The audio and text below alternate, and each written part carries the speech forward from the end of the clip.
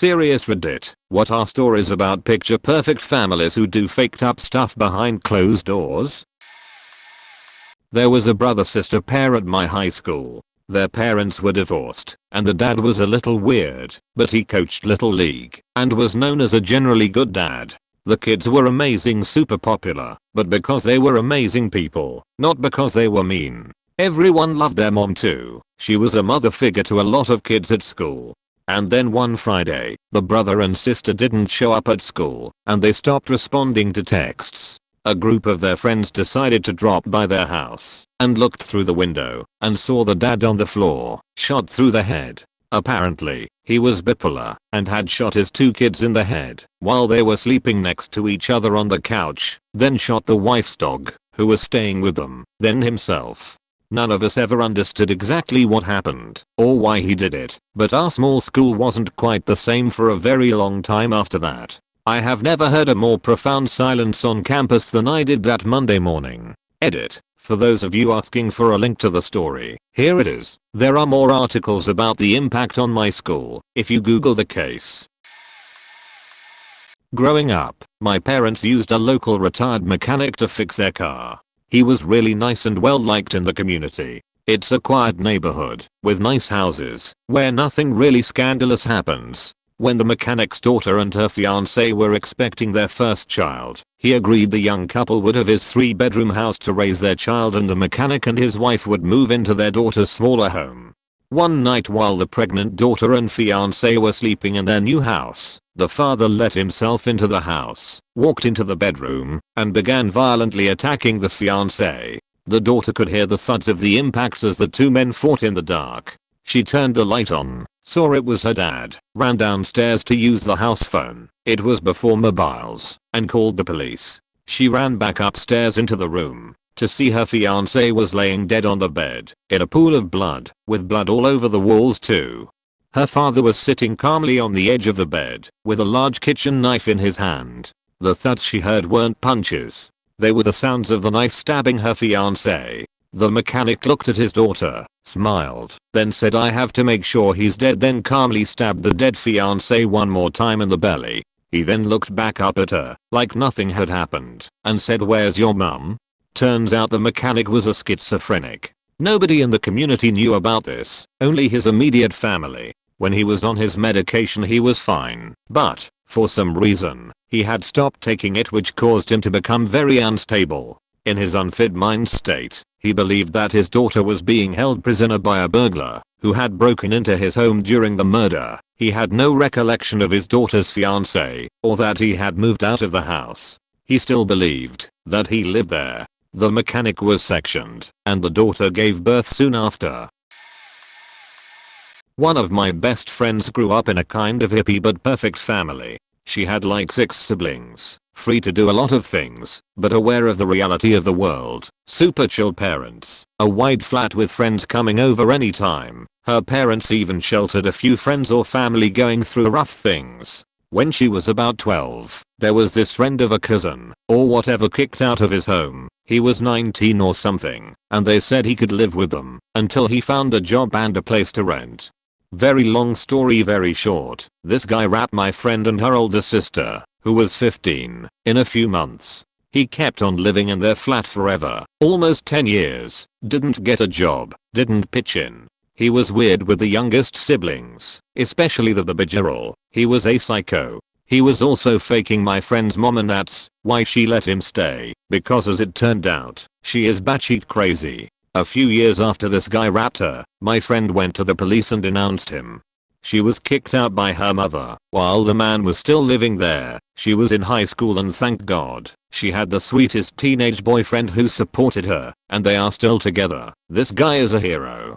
She was very afraid for her young sisters still living there, and had no way of contacting them, as her mom managed to make them believe she was a filthy liar hating her family.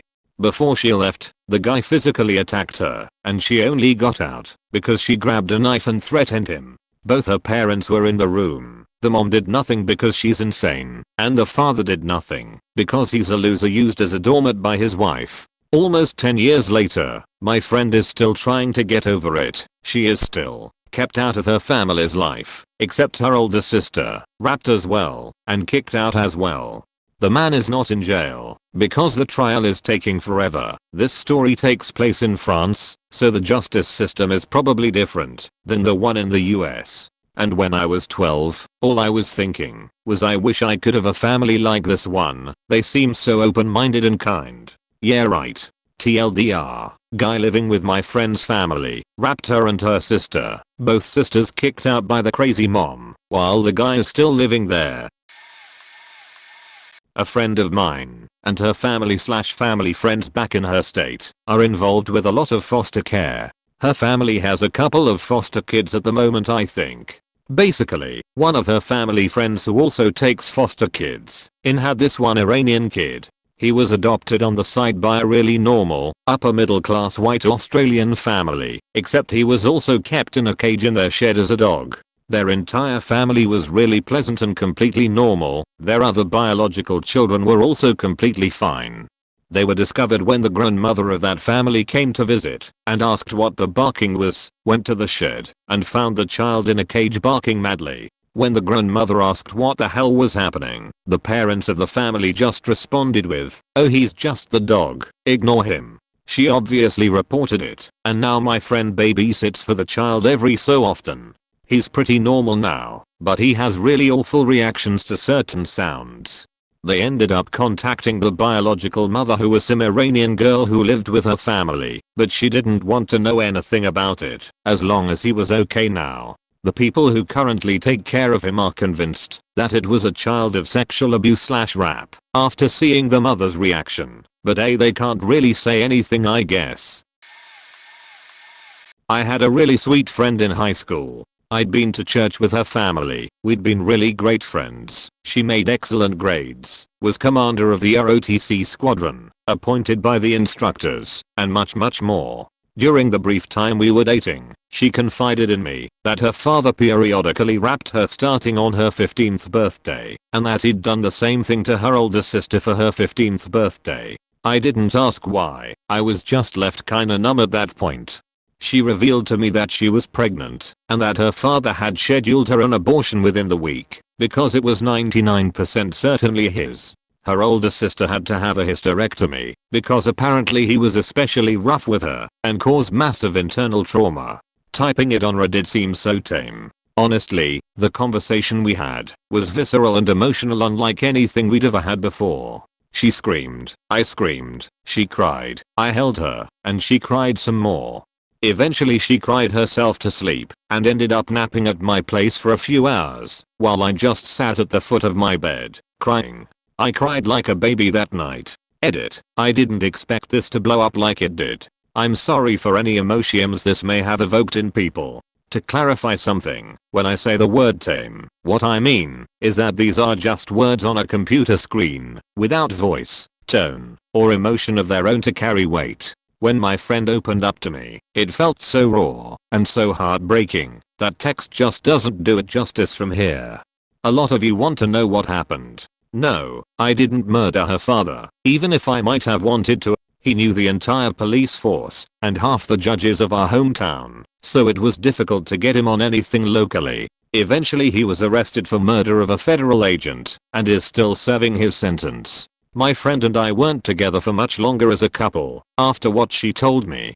We agreed that there were a lot of things she needed to work out, and I promised to stay with her as her friend. Today, she's married to one of our mutual friends who got an excellent engineering job straight out of the army. She stays at home, raising her 2 kids who are just as beautiful as she. I wish them all the best. Thanks for reading, Reddit. Andrew Jarecki initially was going to make a film about children's birthday party entertainers in New York, including the popular clown David Friedman. During his research, Jarecki learned that David Friedman's brother, Jess, and his father, Arnold, had been convicted of child sexual abuse. Jarecki interviewed some of the children involved and ended up making a film focusing on the Friedmans. The investigation into Arnold Friedman's life started after a federal sting operation, when he received a magazine of child pornography from the Netherlands by mail. In searching his Great Neck, New York home, investigators found a collection of child pornography. After learning that Friedman taught children computer classes from his home, local police began to suspect him of abusing his students. In police interviews, some of the children Friedman taught stated Friedman played bizarre games with them during their computer classes. Jarecki interviewed some of these children himself. Some stated that they had been in the room with other children alleging abuse, and that nothing had happened. The film portrayed police investigative procedures as the genesis of a witch hunt in the Friedmans community. The Friedmans took home videos while Arnold Friedman, and, later, his son Jess, awaited trial. They were allowed to stay at home, in order to prepare for court. The pictures were not made with publishing in mind, but as a way to record what was happening in their lives. The movie shows much of this footage, family dinners, conversations, and arguments. Arnold's wife quickly decided that her husband was indeed guilty, and advised him to confess and protect their son. Arnold Friedman pleaded guilty to multiple charges of sodomy and sexual abuse. According to the Friedman family, he confessed in the hopes that his son would be spared prison time. Jess Friedman later confessed as well, but now claims he did so to avoid being sent to prison for life. He said in mitigation that his father had molested him. Arnold Friedman admitted to molesting 2 boys, but not those who attended his computer classes. He is also quoted as admitting that, when he was 13, he had sex with his younger brother, Howard, who was 8 years old at the time of the abuse. Howard Friedman has said he does not recall this. Arnold Friedman committed suicide in prison in 1995, leaving a $250,000 life insurance benefit to his son. Jess Friedman was released from prison in 2001, after serving 13 years of his sentence. Both of my parents' families are faked up. They both come from very old wealthy families. They have the kinds of names that will get you into a country club, totally going around the decade-long wait lists. They were both unborn onto the social registry, which is the list of old money people in the US. My grandfather on my mother's side was an extreme alcoholic. The problem with being rich and being an alcoholic is that you don't end up on the street begging for more alcohol. Instead, you just end up dead. He convinced my grandmother to drop out of an Ivy League school to live with him at his sheet school. While there, he got so drunk that he was in a coma for 2 months. After having 3 kids and living off of his mother's cash, he decided to start having an open affair with a German prostitute. I say open because who knows how many affairs happened prior to this one. My grandmother acted like there was nothing wrong, but they did get divorced when he refused to even hide his mistress from the kids. And when my mother asked for college book money, he wasn't paying for any of the tuition. Even though he inherited millions, he refused because it would set a bad precedent of the kid asking for money from the parents. Keep in mind, he has been living off his mother's money his entire life. My father's family was a bit worse. From what I have gathered, my grandfather inherited millions from his parents. He was also an extreme alcoholic. He beat my father, his mother, and his sister. He sent my father off to boarding school, and all of his wrath went to my aunt, who I haven't seen in 15 years, because she thinks my father left her when he was shipped off. I don't know much about the family, but what I do know is that at one point, when I was 5, my grandfather came to our house and drunkenly stole our curtains. I do not know why. My father has implied that he is dead, but they never went to a funeral, and there is no record of his death. Throwaway. I was raised as a Catholic in a small town. My family and I went to church every Sunday, as did the majority of the town. There was one family in particular that stood out from the rest of the community because they seemed so much holier than everyone else. There were 7 or 8 kids, all grown up with families of their own, and every one of them was involved in the church somehow, whether it was singing in the choir, reading sermons, or leading the youth group. They were all polite and very conservative, and for some reason their seemingly perfect and holy lives used to bother the shit out of me, as if everyone else in the town couldn't possibly reach their level of dedication to the church. Their pureness almost seemed condescending. This summer I went back to my small town for a family reunion, and we all went to Sunday Mass together. The All Holy family was there, as expected, and I found myself even more bothered by them now that I have fallen from the church. On the way back from Mass, I expressed how perfect they still appeared, and my mum went silent. Apparently, their purity is an act. The oldest brother has raped and sexually molested all 4 of his sisters, starting from a young age up until they all moved out of home. The youngest sister couldn't take the abuse, so she turned to her sisters for help, who essentially told her to suck it up and deal with it. Obviously upset, she confessed what had happened to her father, who called her a liar and promptly disowned her. The entire family has sided with the older brother, including the sisters he continuously sexually abused. It seems the perfect looking families are usually the most faked up. Nobody ever thought my family was perfect growing up. It was quite obvious we were incredibly dysfunctional. Haha, but it's more like people just assumed one parent was a bad parent, while the other was a good parent, which was true, but they would always get it backwards. My dad was kind of a scary guy. 81, wore his colors to my school on a regular basis, would pick me up on his Holly, would have other halves pick me up from school if he couldn't, etc. Honestly, my friends' parents were scared of him. None of my school friends were allowed to come over to my house. If I had a birthday party, the first thing they would ask was if my dad would be there. I wasn't allowed in their houses. They could only hang out with me if they told their parents they were meeting someone else, etc. He was absolutely the best father I could have ever asked for though. He was always there for me. He would help me with my homework. He taught me how to throw a softball and catch and pitch, and was at every single one of my games. He taught me how to drive a car.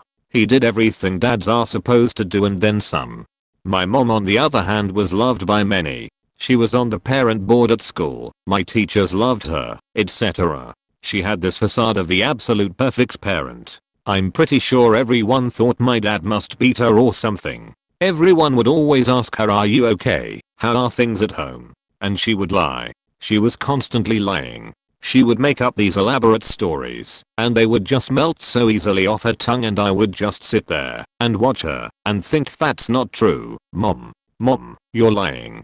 But what am I going to say during my parent-teacher interview? No, my mom's a faking liar. Well, I couldn't, so this went on for a very long time. Truth is, she beat the fuck out of me. But the psychological abuse was the worst. I would come home and would have pages of my diary torn out and spread all over the kitchen table. She wouldn't talk to me for days at a time. She would constantly disown me, and I would be forced to sit beside her, sobbing, while she would black my face out of the family photo albums with Sharpie. She would spit on me while I showered. She was ruthless and faking heartless, but she was only ever that way behind closed doors. In public, I would get hugs, I would get presents. She was involved. Perfect. Finally, I told my dad, after she picked me up from a friend's house, drove me out of town, and left me on the side of the road. My dad got a lawyer and asked me to talk to my school's guidance counselor. When I told her about what was going on, she asked, "Are you sure this was your mom?" Implying it was my dad, or maybe implying that there was no way my perfect mother, of all people, could do these things. Even during my parents' divorce, my mom's side of the family said there was no way she would ever do that. I was branded a liar. I was told not to come around anymore. Whatever. It really messed with me, but I still have my dad, who was a very good parent to me. It's just crazy how faked up this lady was, and how surprised everyone was when I finally told on her. Edit. I'll try and get back to all of you if I can. Thanks for the support. For those who are asking, I'm doing pretty okay now. I'm not well, but I'm also not on the verge of a mental breakdown all the time anymore. Time heals all, as they say. My dad didn't know about the abuse because I didn't say anything. We all lived in the same house and my parents were together, but it was one of those things that was kind of doomed from the start. They actively avoided each other. My time with my dad was my dad time and my time with my mom was mom time. Even as a child I didn't really like getting them crossed, so I just never said anything. Edit, etc.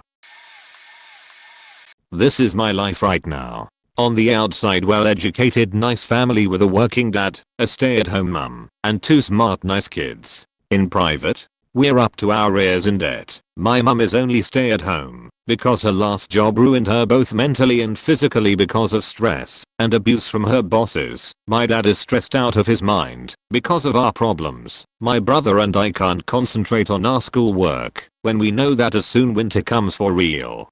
We'll sleep in 6 degrees Celsius rooms because our heating doesn't work and we can't afford to replace it. We were royally screwed by the dealers selling it to us, and because our problems by now are way too big for us to handle, we all just ignore them and go about our day, when in reality we can't really afford the food we eat every day, and try to ignore the calls and letters from the banks and tax people. Ranty LDR, we are far up Sheet Creek. Edit. I just wanted to edit to say thank you to everyone who responded with advice and kind words. I'm fully confident my family will get through this. It's just a bit rough at the moment.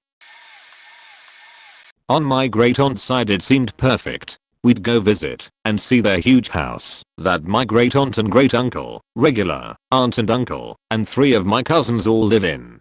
Now, my aunt, great aunt, and great uncle are all really nice people. It's my uncle and cousins that got messed up. 2 of my cousins are boys, 1 girl. The 2 boys were homeschooled all their lives, borderline geniuses, but completely socially inept. The girl is also incredibly smart and got to go to public school since 7th grade. She had the best chance at normal life. A couple years ago I found out the shit hit the fan. Turns out the uncle's brother had been sexually abusing the girl who had started cutting herself and completely closed off to the world as a result. Uncle wouldn't testify in court because it was his brother, so there's a terrible divorce. One of the boys is put on suicide watch and can never be left alone. The other gets into hard drugs and alcohol. As far as I know, the boys are mostly back to normal life. I have no idea if the girl got professional help or if she left the family or what. Basically all I can say for sure about her is that she isn't dead. We've been pushing away from that side of the family for some time before all this happened. They aren't bad people, but aside from the girl, they were always looking down on us because we didn't go to church or weren't super rich. The end. Edit 1. I have lots of trouble with the whole family relations thing. Here's some clarification. It starts with my great aunt, grandfather's sister, then goes to her daughter who I call my aunt. I'm not sure if that's the proper name for her relation to me, but that's how I always knew referred to her. It was her husband's brother that was doing the abusing, not my father. As far as I know, aunt and great aunt didn't know, and that's why nothing was ever done. I don't know if aunt's husband knew, but if he did, he kept quiet about it, even though it was his daughter being abused. Once things were found out, aunt took aunt's husband's brother to court. Aunt's husband refused to testify, and there was an immediate and bitter divorce. As a result, the 2 boy cousins developed their problems. Aside from some alienation due to differences in belief, great aunt, great uncle, aunt, and cousins are pretty okay. Edit 2. I suck at explaining things and honestly didn't think many people would actually read this. Sorry for the confusion. I would love to answer any more questions and clarify anything to the best of my knowledge. Edit 3. Spelling and grammar applies to my family, for sure. I was a valedictorian of my senior class, editor-in-chief of my high school yearbook, and early decision acceptance to Northwestern. My dad was a VP, drove a BMW, and we lived in the nicest gated neighborhood in town. Everyone assumed our family was perfect until I abruptly moved out 6 months before graduation. No one knew what an insane controlling freak my dad secretly was. In high school I gained some weight after the death of a close friend, about 20 pounds. Dad put me on a weight loss or punishment program. I had to lose 3 pounds a week in order to not be grounded. At first I kept up, but it got to be too much eventually. It was cumulative as well, so if I only lost 2 one week it was for the next. I was so ashamed I never told anyone until it got to be too much to handle, and I broke down to my girlfriend at the time. Dad didn't know I was a lesbian either. She told me he was insane and that I was well within a healthy weight range. Even though she was a health nut marathon runner, I didn't believe her until she showed me on a BMI calculator. When I confronted my dad about being done with the program, he said, "You're not done. I don't know what weight you need to be at, but I'll know it when I see it." Thanks Dad for all the years of body image issues and the many more to come. Edit. Thanks for the support guys. I don't hate my dad by any means. As messed up as he was, I know it was mostly due to things that happened to him. At least I know that my parents did the best they could. That's more than a lot of people can say.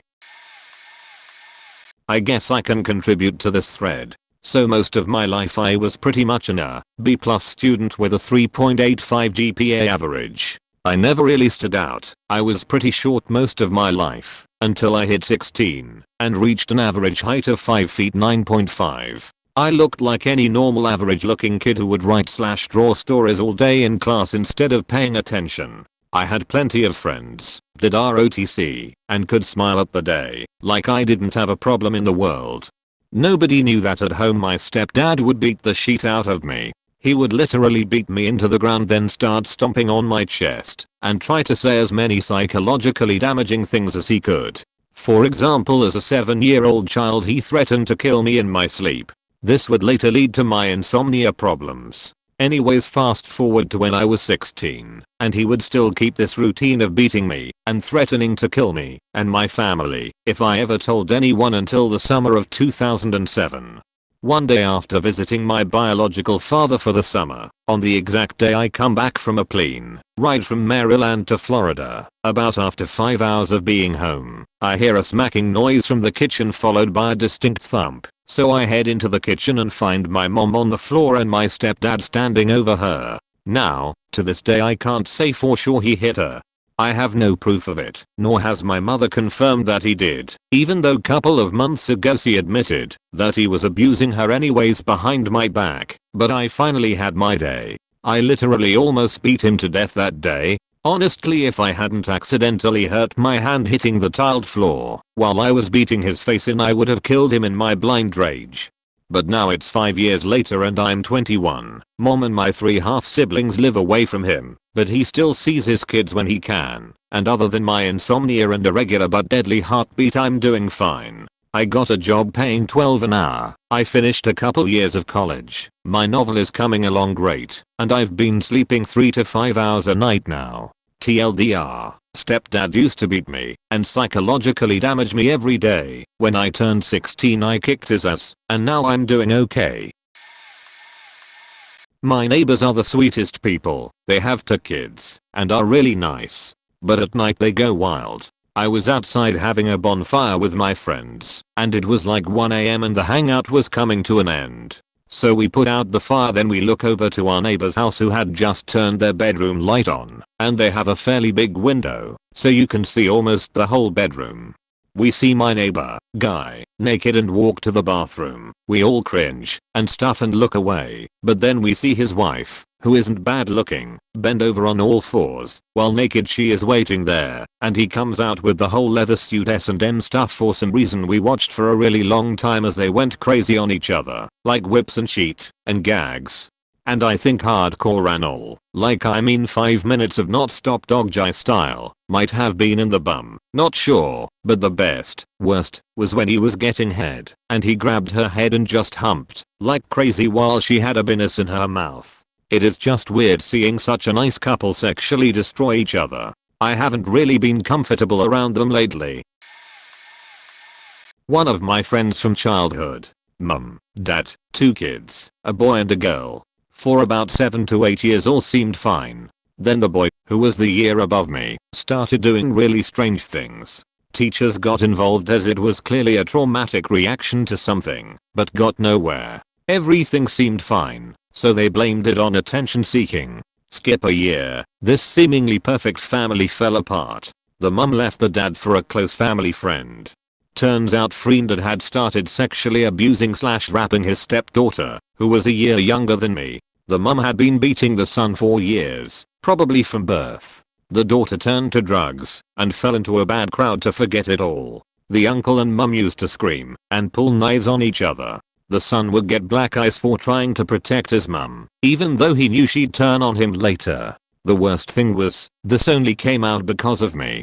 I remember seeing her by chance one day after school, and although we'd been close, when we were kids we drifted apart because of her mum/friend dad refusing to let us see her. She spilled everything, how her mum was being beaten, her stepdad was abusing her, how she was taking all kinds of drugs to forget. I asked her to tell someone, my dad, police, anyone. I begged her. She said she would come over tomorrow to speak to my dad. I left it the whole afternoon, but couldn't stand knowing what I'd heard. That evening, I told my dad what had happened. He ran over to their house to pull her out of that situation. It was too late. Police were at the house and the mum was wailing hysterically. She'd gone out, gotten completely mashed with her waste of friends. The car they were in spun out and hit a tree. She was passed out in the backseat and died instantly. She never woke up. I feel so unbelievably guilty for not doing something right away. If my dad had known, he would have stopped her from going out. I have that on my conscience, and sometimes it hurts so much, knowing for years they'd been suffering in silence. I left it too late. The only thing that I'm glad of was that she died painlessly. Afterwards I spoke to the brother. He said she would have only told me because she was probably planning on taking her life anyway. She just wanted to let someone know why. These were kids we'd had parties with, played barbies with, used to sit in assembly with. Some of my best childhood memories involved them both. Sick people. TLDR childhood friends seemed happy. By chance, the daughter told me all her family's dirty secrets, rap, abuse, beatings. By the time I'd told my dad later that night, she was dead. Edit, wasn't a literal relation, just spoken to parents for clarification. I know someone who never saw any friends in person for over 2 whole years of his life. I was close enough to him that he revealed almost everything to me over Facebook in encrypted form, so his parents wouldn't be able to read it, and it's pretty faked up. The first few years of his life, his very strong father would spank him on a regular basis at his mother's request, usually due to small things like writing on a wall with washable crayon or spilling milk. One time when he broke his mom's glasses by mistake, when he was 3, she gave him over 50 swats on the bottom and asked his dad to do the same when he came back from a business trip 3 days later. Later, when he was 6, he asked his mom for a Pokemon game. She said no, because Pokemon was short for pocket monsters and monsters were evil. His grandmother gave him a few collectible cards anyway, and his mom just about lost her shit. She started a multiple-year protocol for cleansing the house, removing anything with any traces of ghosts, witches, wizards, aliens, monsters, vampires, zombies, magic powers, etc. He was homeschooled his entire K-12 education with a religious curriculum, even though he protested this decision almost daily once he was in 3rd grade and wanted to be in a public or private school. He was given very few chances to socialize, weekly kids church being the exception, and his mom cited inexperience in dealing with other people as the primary reason for homeschooling. For many years his biggest dream was to be on a little league baseball team. His dad, who was usually the nice parent whenever his mom was not around, had played in the minor leagues, and he wanted to be like him. However, each year his mom would tell him he can't, also because of said inexperience, though admittedly until he was 10 one major reason was ineligibility for the only 2 league divisions any of them knew actually existed. He asked over 9,000 times over those 3 years, when he was 10 to 12, and was denied every time. Meanwhile his mom took away all of his favorite video games, refusing to give some of them back for as many as 4 years, because of his insistence to ask for something he couldn't have, to be on the baseball team. Even though everything seemed fine on the outside during church, swimming lessons, etc., that was just because he was so excited to actually see other kids for a change, and he almost forgot about what was going on for those few short hours. He would cry himself to sleep almost every night during those few years, wishing above anything that he was anyone else. When he was 13, his parents got a new computer and put the old one in his room. Around this very same time, he found a way around the strict parental control system they had set up, which included a notification system, so his mom could see if he was on any sites which the world didn't consider questionable but she did. But his mom would check what he was doing on the computer every hour or so, during which he would have to display Task Manager and or force a BSOD, so they wouldn't know. When he was 14, his mom changed churches because she thought the youth group of the church he was at was too edgy due to often mentioning pop culture phenomena such as MySpace and YouTube, which were both considered bad at the time by her. A few weeks later, his favorite virtual world closed down due to its game engine being discontinued. With his video games mostly still gone, and the 2 biggest remaining parts of his life destroyed in quick succession, He attempted suicide twice, but wasn't strong enough to complete it, the first time mentally, the second time physically. When he was 16, he was removed from the last group he was in, a golf group, because his mom disliked the fact that all ages 7 to 18 were allowed in the same group, and wanted things to be more segregated, because it's just wrong for them to be together. For the next 2.5 years, he did not see any friends at all in real life, and he had what I believe to be severe depression. He describes that he had extreme problems focusing and brain fog, and he almost never had any emotion other than what he says was listless sadness, which is somewhere just below average. He says he would often read insightful materials on the internet for hours on end, just so he could experience seconds of anger afterward, since any emotion was better than what he had. His parents wanted him to end up going to a Christian university in his hometown. However, he had other plans. Despite having problems focusing, he learned computer programming secretly and mentioned to his parents the idea of doing a science project, so maybe he could get that university's top scholarship. Of course, he really wanted to get into the good places with a scholarship.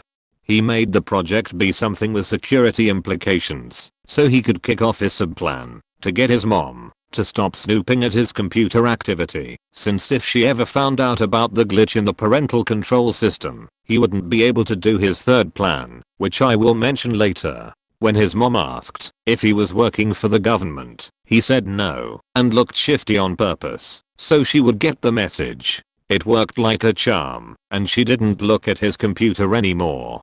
Despite having problems focusing, he worked from 5 AM to midnight, the last 2 hours of which his parents didn't know he was awake, every weekday and most of his waking time on the weekends, mostly on school, which he intentionally sped up the videos of to save time, studying for SAT/ACT, college applications, and his side project, a business idea he had after a natural disaster hit near his hometown. After he got near perfect SAT and ACT scores earlier in high school than most do, his parents, mostly at his dad's prodding, started to question whether that university would actually be God's best for him, and started looking at other, better places. He is now a sophomore at a good university, which was one of his top choices. He is on a scholarship because of the business he is running. His depression has mostly disappeared, and though it took him a year to adjust to the university atmosphere, he seems to have mostly adjusted quite well. And his mom still claims credit for him getting accepted, even though if everything had gone according to her plans he never would have gotten in. The whole time, nobody knew a thing, as far as I know, not even his own grandmother, the only non-parent he was ever alone with, before going to university, knew exactly what was going on, and the few friends that he did have knew even less. Oh, and he might do an AMA in a year or two.